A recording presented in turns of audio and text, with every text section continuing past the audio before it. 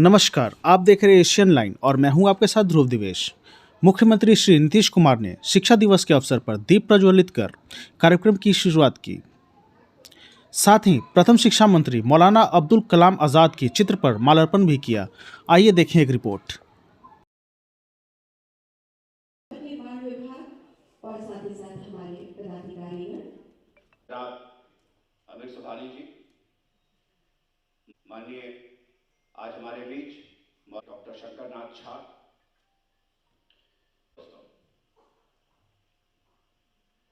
माननीय मुख्यमंत्री साहब अपने सभी गणमान्य मुहिउद्दीन अहमद बिन खैरुद्दीन एल हुसैनी की स्वागत कर रही है। और उसके बाद माननीय मंत्री शिक्षा विभाग श्री विजय कुमार चौधरी जी का स्वागत, माननीय मंत्री स्वास्थ्य विभाग श्री मंगल पांडे जी का स्वागत। पुस्तकों के सेट से माननीय हम आपका आज राष्ट्रीय शिक्षा दिवस है और 2021 पर यह पुरस्कार अंगवस्त्र भेंट कर रहे जोरदार ताली होनी चाहिए। डॉक्टर शंकरनाथ झा जी को यह सम्मान, यह प्रशस्ति पत्र और श्री नीतीश कुमार जी, शिक्षा मंत्री माननीय श्री अब्दुल कलाम आजाद साहब की जन्मदिन के उपलक्ष्य में हम मनाते आए हैं और आज के इस शिक्षा दिवस पर सर एक डॉक्टर को सम्मानित किया लोगों ने क्या?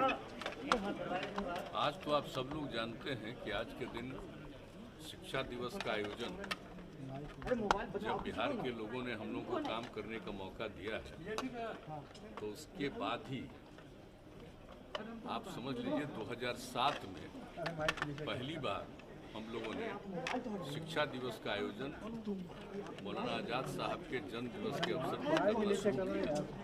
उसके पहले अनेक लोगों के साथ लंबी बातचीत हुई थी और उसके बाद हम लोगों ने कहा कि हम लोग तो शुरू कर देंगे, ये राष्ट्रीय स्तर पर क्यों नहीं हो रहा, होना चाहिए था। लेकिन हम लोगों ने जब शुरू कर दिया 2007 में और उसी के बाद यहाँ से पत्र भी लिखा सेंटर में और उसके बाद सेंट्रल गवर्नमेंट ने भी उस समय स्वीकार कर लिया और 2008 से फिर शिक्षा दिवस का पूरे देश में आयोजन उनके जन्म दिवस के अवसर पर 11 नवंबर को शुरू हुआ। तो हम लोगों ने काम शुरू किया और आप जानते हैं कि इसको लेकर के शिक्षा दिवस के अवसर पर हम लोग बहुत बड़ा कार्यक्रम का आयोजन करते रहे। अब इन दिनों जो कोरोना का दौर चला है, इस बीच में कोई भी बड़ा कार्यक्रम करना अभी उचित नहीं है, लेकिन फिर भी होना तो चाहिए।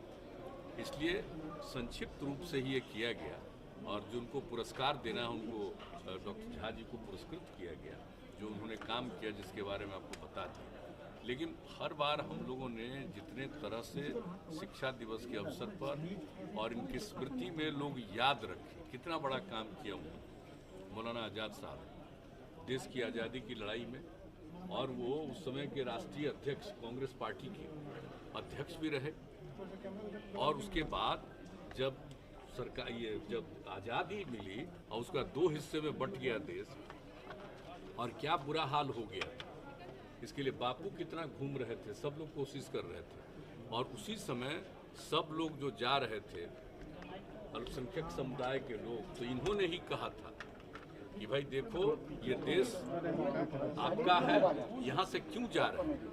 तो उसके बाद ही ये ऐसी बात आई कि उसके बाद ये रुका और तब जाकर के शांति हुई। तो उनका योगदान बहुत बड़ा है और उसके बाद उनको शिक्षा मंत्री का पद दिया गया। उन्होंने शिक्षा मंत्री के रूप में भी बहुत काम किया, इस देश में प्रारंभ कर दिया।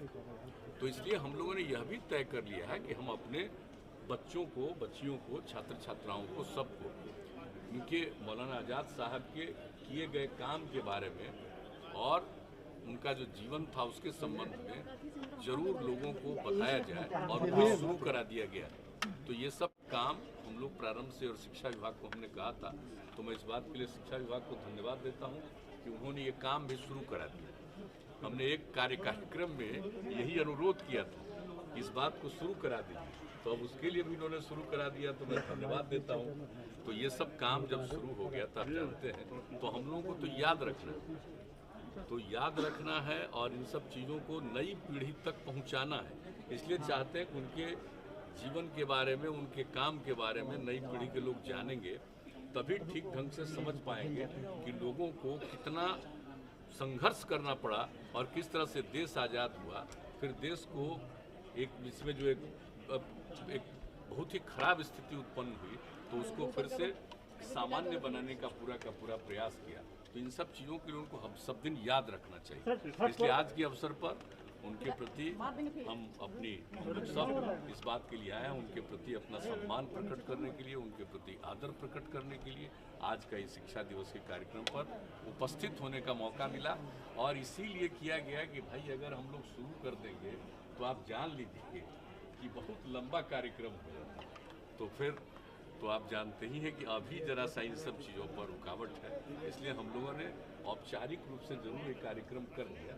लेकिन अब जरूर इतना घट रहा है, अब जो स्थिति हो रही है कोरोना की और अपने यहाँ जो ट्रीटमेंट हो रहा है सब चीज़ के लिए, और जिस तरह से सब कुछ टीकाकरण का काम चल रहा है, तो इन सब चीज़ों के बाद अब मुक्ति मिलेगी, हम लोगों को पूरा उम्मीद है।